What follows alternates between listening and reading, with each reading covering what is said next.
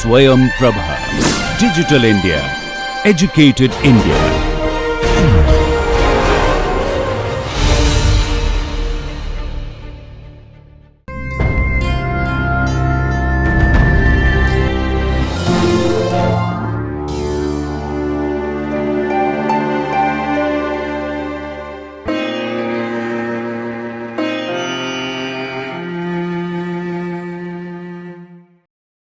Friends, welcome again to this lecture series of BSc with Chemistry, discipline specific elective of quantum chemistry, spectroscopy and photochemistry.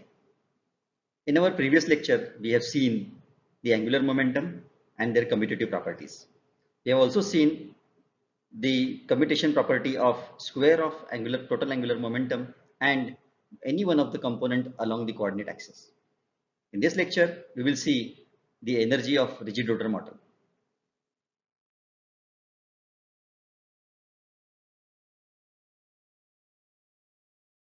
In this lecture, we will chronologically see what is rigid rotor model, then Cartesian and polar coordinates and their conversions, then Schrodinger equation for rotor, then separation of variables for its solution, the spherical harmonics, and finally their discussion.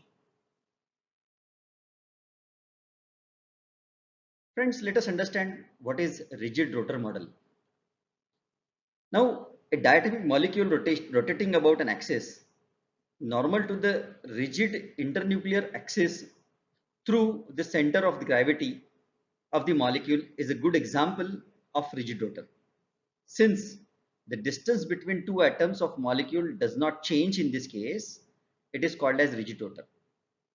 To understand the rigid rotation, let us consider the rotations of two masses m1 and m2 separated by a distance r,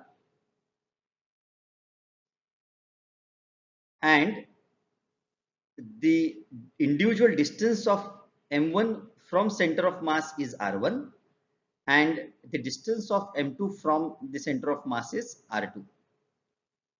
Now, if you look at this figure, you will come to know the geometry of this rigid rotor.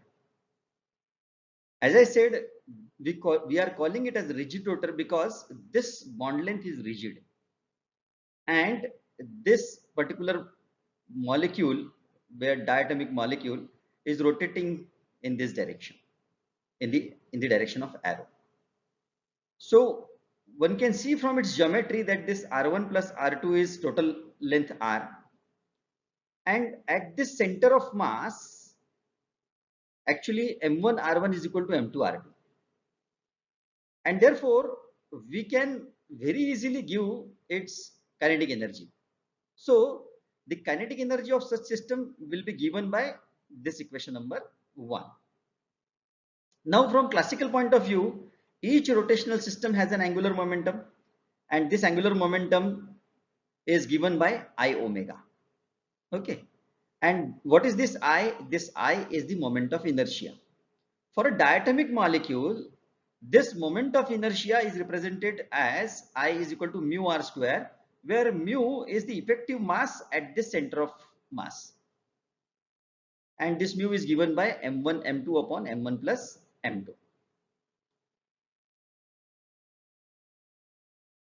Now, at the center of mass, two bodies must have same frequency, and hence the Hamiltonian for a particle will be given by this. Hamiltonian H cap is equal to L1 square upon 2I1 plus L2 square upon 2I2 is equal to half M1 R1 square omega square plus half M2 R2 omega square. Now, if I rearrange this, I get half M1 R1 square plus M2 R2 square into omega square, and ultimately it gives you half I omega square. So this is the origin of the equation for Hamiltonian. Now, in this case, the potential energy is 0 as no force is acting on the operator. Herein, we are representing the Hamiltonian in terms of moment of inertia. Now, it would project our diatomic molecule as a single particle at a distance r from the origin with the reduced mass mu. So you can see this mass of electron we can imagine as a reduced mass equivalent to mu, and this diatomic particle as a whole is represented in this structure, whereas the origin of this Cartesian coordinate is the center of mass. With this geometry, this Hamiltonian can be represented as h cap is equal to half I omega square is equal to L cap square upon 2I. Now this Hamiltonian is that way very useful, and this we will be using to solve our Schrodinger equation. Now friends, with reference to our previous lecture, if you recall that the angular momentum operators do not commute, or they do not share the common set of eigenfunctions. This important conclusion we have seen in our last lecture, and that is one cannot have well-defined angular momentum around x, y and z axis simultaneously. At the most, we can have a well-defined angular momentum around any one of the axes, and that too individually. Also, we have seen in our previous lecture that although the individual angular momentum along x, y and z axis do not commute with each other, but they do commute with the square of total angular momentum individually and not simultaneously. This means that this Lz and L square, that is the square of total angular momentum, share the common eigenfunction, which means that we can now have a well-defined z component of angular momentum, call it as m, and a well-defined component of total angular momentum, call it as L. That means we are now looking for the states indexed by two quantum numbers L and m. Here is the success of our discussion. That is, we have reduced one component out of three. How we can say that we have reduced one component? If you look at it, earlier we need three components, that is the three polar coordinates r, theta and phi to define the state of the system. Now, if you look at this problem, what we have done, we are now in requirement of only two parameters, that is this polar coordinate or polar angle and azimuthal angle. With these two things, we can define the state. What I mean to say is, we only need two parameters, that is one corresponding to L and the other corresponding to M, that is in direction of Z. So if I represent the angular momentum eigenstates as L to the power m y Lm, the angular momentum eigenstate, that is represented by this form, so my job will become little simpler. You can see this Ylm is the angular momentum eigenstate, and a well-defined z component of angular momentum is m, and a well-defined component of total angular momentum is L. Also, the value of m is associated with the eigenvalue of Lz, and L is associated with the square of total angular momentum.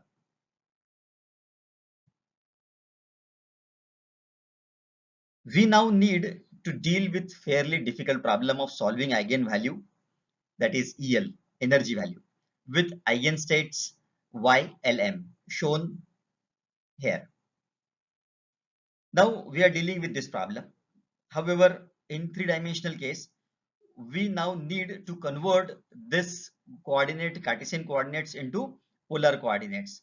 This is very important aspect of solving this Schrodinger equation. Let us have a look here.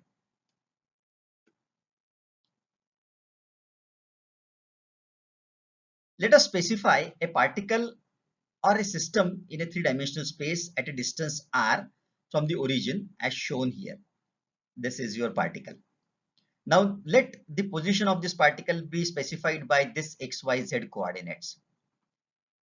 Now this can be assumed to be the edge lengths of the box drawn with the specified values of x, y and z parallel with the respective coordinates. You can see here, this is parallel to x-axis, this is parallel to y-axis, and this is parallel to z-axis. That means this x corresponds along x-axis direction, that is this capital X axis, capital Y is representing y-axis, and capital Z is representing z-axis. So small x, small y, small z represents their coordinates of this particular position of this point along the XYZ coordinate. Our job is to convert them into polar coordinate. Now to understand the polar coordinate, let us draw a sphere whose center is at the origin of the Cartesian coordinate at this point. Basically, in order to understand this concept, when we are saying that this particle, this is a diatomic molecule and its nucleus is lying here, basically it means that since the nucleus is heavier than this particle, if you consider the electron and nucleus, so your center of mass actually lies at within the body of nucleus or somewhere there itself, and therefore we can represent the system in this fashion. Now this vector r from the origin to the point in the space is the first parameter indicating its position in three-dimensional space. Our job primarily is to find out this value in polar coordinate. That is the first parameter. The second parameter is the angle between z-axis and the vector r, which is known as polar angle. That is,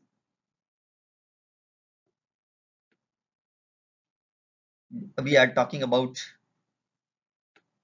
this particular angle. This particular angle theta is known as polar angle. Whereas let us draw a perpendicular from this point to the xy plane in this manner, and let us draw a line from this point which is joining in the xy plane to the origin at this position, and the angle which it makes with the x-axis, this line the angle makes this line with the x-axis is known as azimuthal angle. That means this azimuthal angle is in the xy plane. Now this is the third parameter. So we have got all the three parameters. The first parameter is r, second parameter is theta, and the third parameter is phi. Now our job is to find out the values of these three parameters. For what? For this, we need to again now draw a perpendicular from this particular point to z-axis in this fashion.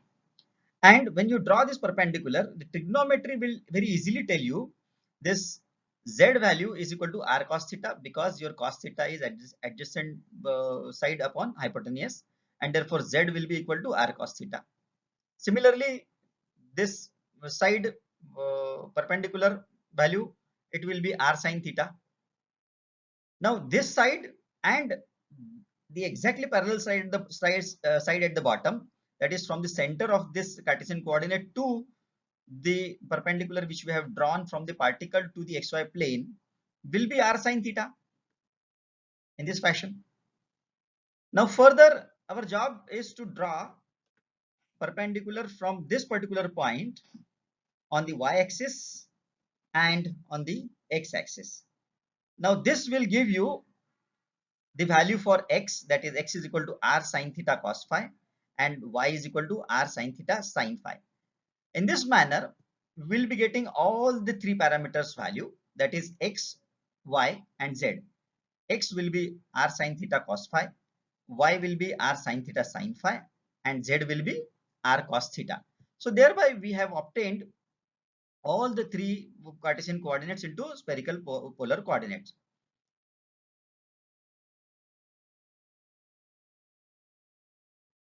Now let us next consider how to convert Cartesian coordinate into spherical form. So for this, once again, consider a point in three-dimensional space on the sphere of radius r, and now the coordinate r theta phi can be correlated with x, y and z. Now for this, imagine a box whose origin point coincides with the origin of this Cartesian coordinate axis. Now let this xyz be the edge lengths of the box in the respective directions, and this is x which is parallel to this x-axis, this is y which is parallel to y-axis, and this is z which is parallel to z-axis, and these are the edge lengths of this box. Now in this sense, the body diagonal of this box B this R be, say, square root of x square plus y square plus z square. These are simple calculations using Pythagoras theorem. So now your R is equal to square root of x square plus y square plus z square. So first parameter we get in this form, R. Now this radius R is equal to square root of x square plus y square plus z square. Now we need to find out other two parameter, those are theta and phi. So now if theta is the angle between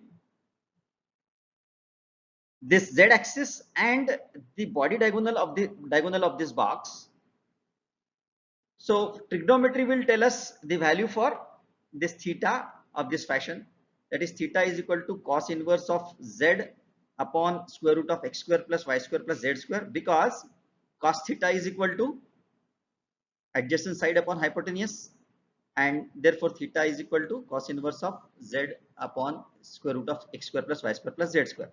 Similarly, if we draw perpendicular on x and y axis from the foot point of the perpendicular drawn from the point in three-dimensional space, that is from this, and we draw this kind of perpendiculars along x and along y, we get the origin of azimuthal angle, that is this phi, and this phi will then be given by phi is equal to tan inverse of y upon x. And therefore we have now expressed the Cartesian coordinates in terms of polar coordinates as square root of x square plus y square plus z square, cos inverse of z upon square root of x square plus y square plus z square, and tan inverse of y upon x. So now we have the conversions of coordinates. That is, earlier we have seen the spherical coordinates to Cartesian and Cartesian coordinates to spherical coordinates.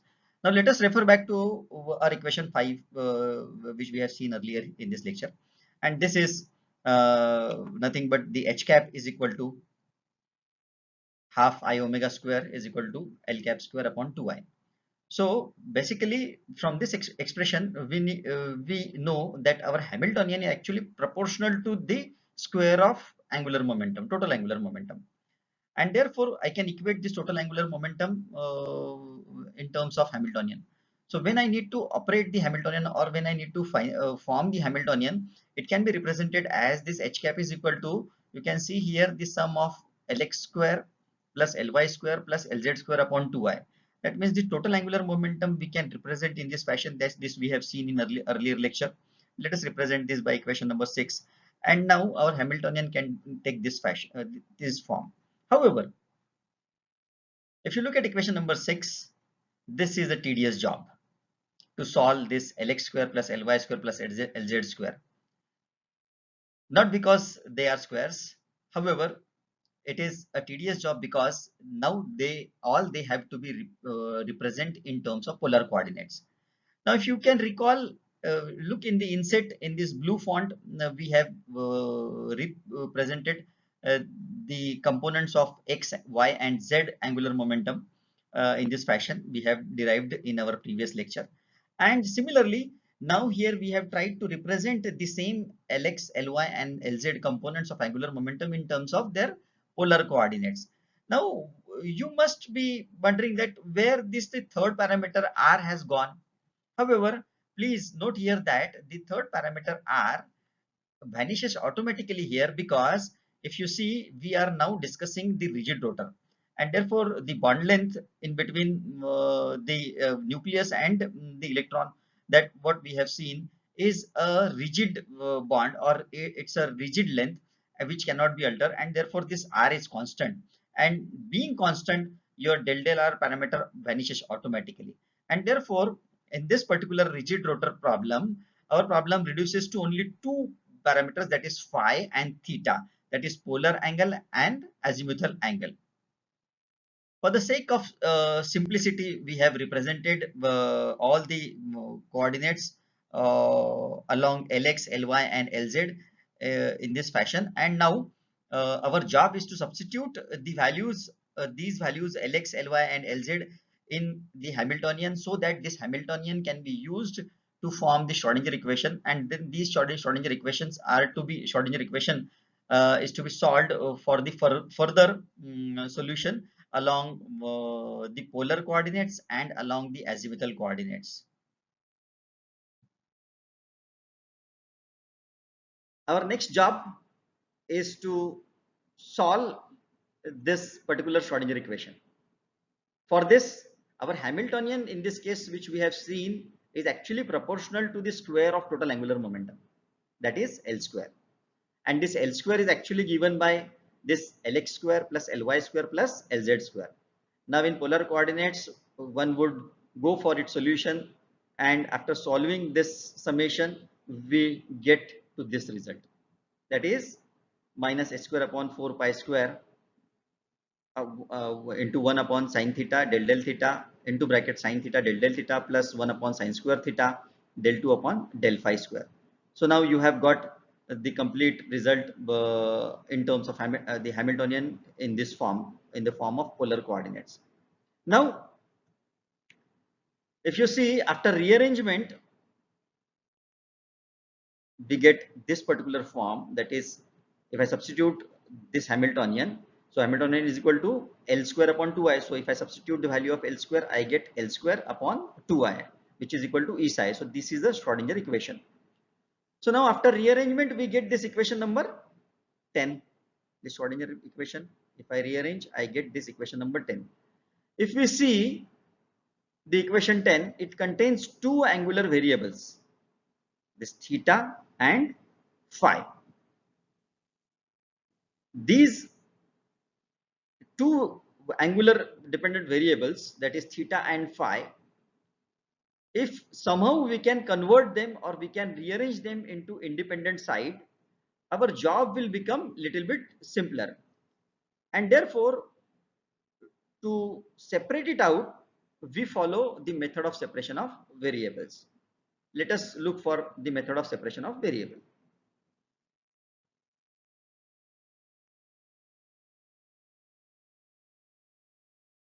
So now we wish to have the solution of the previous equation in terms of, say, this equation number 11, that is psi of theta and phi is equal to theta of theta and phi of phi. That means we would like to separate the variables. That means theta will depend on theta and phi will depend on phi. If we could do this, we can simplify the previous equation up to a certain extent. And therefore, if I substitute this equation number 11, that is value of psi, into previous equation 10, we get this kind of rearrangement, that is equation number 12. Now if you see in equation number 12, it is very interesting that all the thetas has come on to left hand side and all phi's have come on to right hand side. That means we can say that equation 12 can be equated to some constant, let us say m square, so that we can obtain two individual differential equations, namely equation 13 and equation 14. Look at equation 13 and look at equation 14. Now equation 13 is a function of phi only and equation 14 is a function of theta only.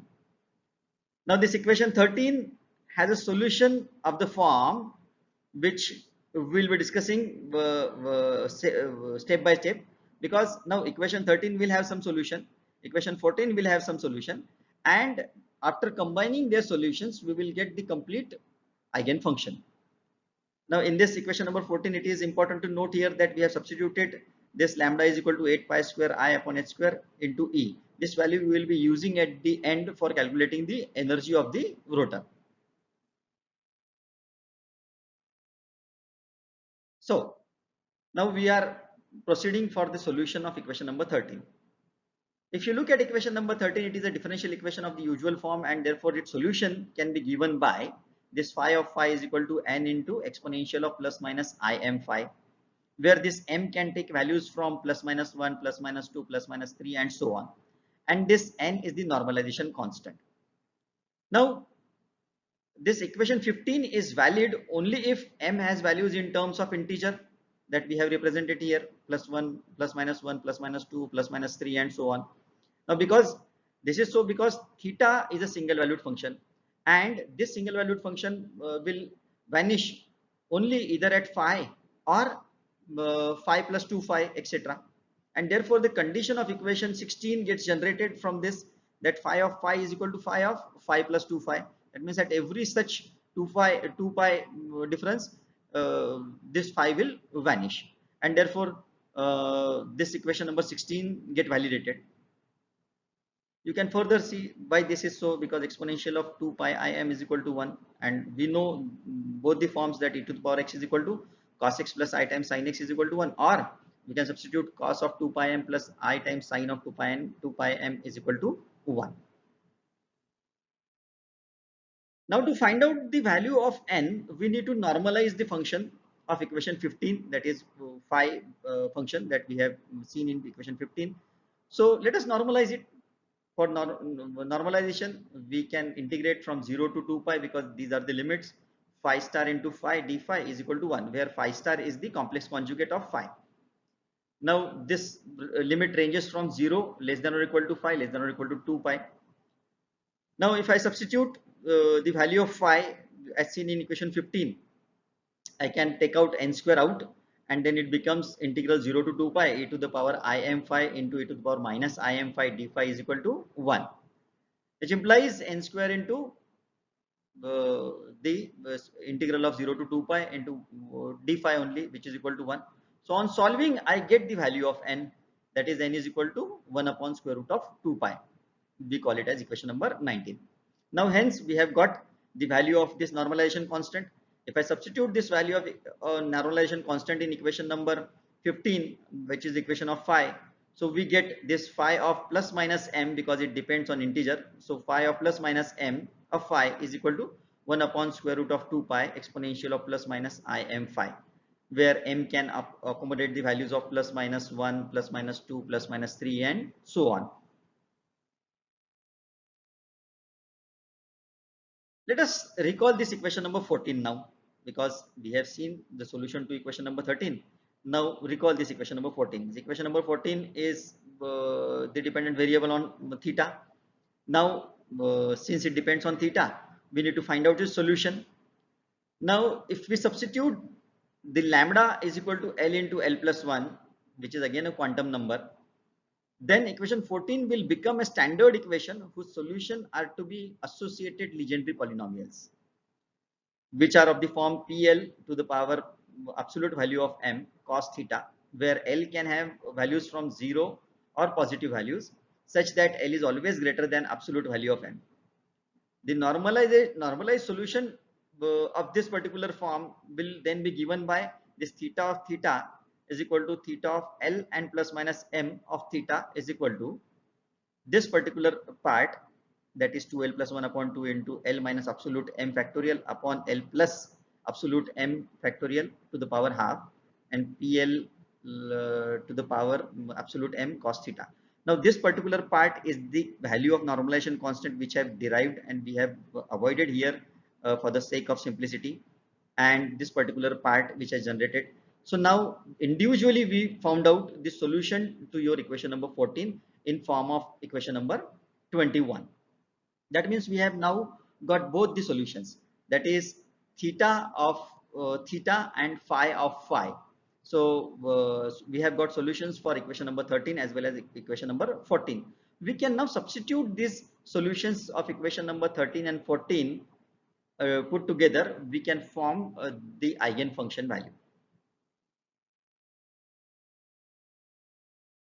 So if we substitute both the solutions, you can see I have taken the equation number 11 for the sake of convenience here.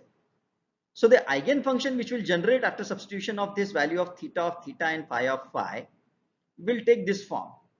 Look at this equation number 22 and look at its derived further substituted form, that is psi of L m theta and phi. It will give this complete form of solution. So the above equation is characterized by two quantum numbers, namely L and m. You can see everywhere these two quantum numbers are there. When expressed as a trigonometric function, they represent harmonic waves on the surface of a sphere, and these are called as spherical harmonics. So whatever solution we can plot using trigonometrical solutions and putting the value of L and M, we can get the value of spherical harmonics. And we have already seen in our previous lecture, this M can take value equivalent to 2L plus 1, and L can have value 0 and positive as compared to M. So that means uh, when L is equal to 1, M can have three values, that is plus 1, 0 and minus 1. So if I go further for its solution, and if I go further for looking for this eigenfunction, and if I substitute the values like L is equal to 0, L is equal to 1, and if I further look for the corresponding values, so for L is equal to 0, M is equal to 0, psi of 0 at 0, I will get psi is equal to 1 upon square root of 4 pi. Similarly, for L is equal to 1, now for L is equal to 1, I have three values of M, that is 0, plus 1, minus 1. And if I substitute these values, I get psi of 1, 0, psi of 1 plus 1, and psi of 1 minus 1. And corresponding, their wave functions are generated like this. Likewise, if I substitute L is equal to 2, I can have five values for M, that is 0, plus 1, minus 1, plus 2, minus 2, and their corresponding wave function have been derived in this form. If I try to plot this using some computer program, I get interesting results. Now this I have taken from one research paper which have been indicated in this inset, and you see, if you put L is equal to 0 and M is equal to 0, I get the complete wave function of this form. Now when I put L is equal to 1 and M is equal to 0, I get this kind of form oriented along Z axis. And for L is equal to 1, M is equal to 1, I get this form. And for L is equal to 1, M is equal to minus 1, I get this form. Likewise for L is equal to 2, M is equal to 0, this form. L is equal to 2 and M is equal to 1, this form. L is equal to 2, M is equal to minus 1, this form. And likewise for L is equal to 2, M is equal to 2, and L is equal to 2, M is equal to minus 2, we get these particular forms. What further part we could do is we could animate this using the Wolfram demonstration project. And now this particular function of equation 23 which we have obtained, these are demonstrated here in the form of animated images. So these are called as spherical harmonics. Now spherical harmonic functions arises from the central force problem in quantum mechanics as the angular part of the Schrodinger equation in the spherical polar coordinates. You can see very well. Now they give they are derived from equation number 23, wherein this PLM are associated legendary transforms or polynomials, and L and M are the orbital and magnetic quantum numbers. The allowed values of quantum numbers which follow from the boundary condition of the problem are, say, L is equal to 0, 1, 2, and so on up to infinity. And correspondingly, the magnetic quantum number M is equal to 0, plus minus 1, plus minus 2, and so on up to plus minus L.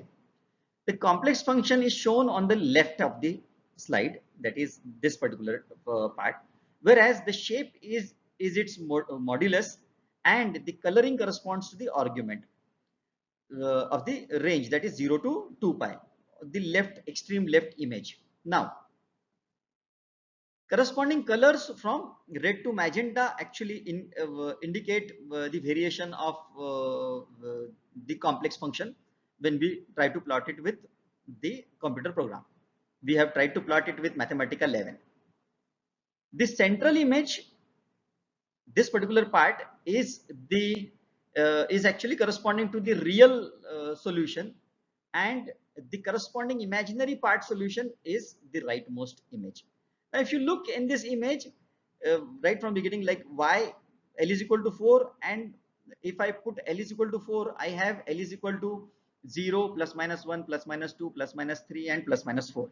So look at the three images very carefully, and you can see the interesting results. Like in this case, for L is equal to 4 and M is equal to 0, the image is 1. Then the next image is L is equal to 1 and L is equal to 1. Likewise, it go on, L is equal to 1, M is equal to minus 1. Then L is equal to 2, M is equal to plus minus 2, plus minus 1, and so on. So all these variations are given. And the real and imaginary parts, you can see they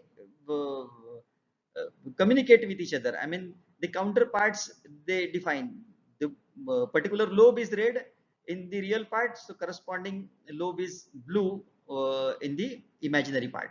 This is what is a particular solution, and this actually pictorially defines what is the imaginary, what is the output of this solution psi L of psi Lm of theta and phi. So we can generate the shape of the orbital in case of electronic system using these two angular variables, that is theta and phi. Further, if you try to go like we have seen now, the solution to the eigenfunction, solution to the Schrodinger equation in the form of eigenfunction, and we have tried to plot it. Apart from that, what till now we get is, with our previous solution, it is clear that the associated wave function of the system is actually the function of theta and phi only. Now there are only two parts. Therefore, the energy, that is eigenvalue in this case, of the rigid rotor is obtained in this form, that is equation number 24. Why? Because you must recall that lambda is equal to 8 pi square I upon h square into E, and if I substitute it is equal to L into L plus 1. So if I substitute this value, I get the value of energy E, which is of this fashion: E is equal to L into L plus 1 into h square upon 8 pi square I, where L can take values from 0, 1, 2, 3 and so on up to infinity. Now further, when we talk about spectroscopy, we talk about the molecular system, and hence it is always customary to use the symbol J instead of L, which indicates the rotational energy levels, and hence the equation 24 may be represented as equation 25 in rotational spectroscopy, that is E is equal to J into J plus 1 into h square upon 8 pi square I, where I is the moment of inertia and J is the rotational energy levels, where J can have values as that of L, that is 0, 1, 2, 3 and so on up to infinity. So this particular part of equation number 25 we can utilize while we discuss the rotational spectroscopy at later stage during this lecture series. So friends, this is the end of lecture 4, wherein we have seen the rigid rotor model and the solution of Schrodinger equation. We have also seen the conversions of spherical coordinates into Cartesian coordinates and Cartesian coordinates into spherical coordinates, and we have also seen the generation of eigenfunctions in terms of the quantum numbers L and magnetic quantum number L. Thank you.